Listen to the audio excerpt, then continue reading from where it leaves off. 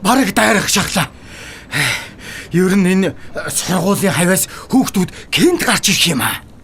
Ер нь тэмдэглэгээ муу байгаагаас энэ бүхэн болж байгаа юм л да. Явган хүнэнчдэр, жолоочнчдэр маш сайн анхааралтай байж гарцыг харах хэрэгтэй. Дандаа цагдаа энд зогсож чадахгүй. Хүүхдүүд бол гинэн. Гэхдээ тэд нар ойлгомжтой гэрэлтэй гарц байхад хамгийн сайн харна. Энэ ажлыг бас хийх болно. Бебе X-Boost-ийн залуусыг дагуулад замууд дээр гэрэлтэй гарц хийв. Манай X-Boost клуб Эрдэнэтийн бүх сургууль цэцэрлэгүүдийг бүгдийг гэрэлтэй гарцтай болгочихлоо. Одоо энэ бол хамгийн сүүлийн сургууль. Бид нар Эрдэнэтийн аль сургуулийг алга үзэхэд одоо хүүхдүүд аюул ослгүй гарцаар гарах болчлоо. Монгол улсад бол замын хөдөлгөөн аюул хүнд биш шүү дээ. Бид нар ийм тайван улсад амьдарч ийж иргэдээ алдаж болохгүй шүү дээ. Ялангуяа энэ бяцхан үрсээ алдаж болохгүй. Хэлсэн л бол хийн.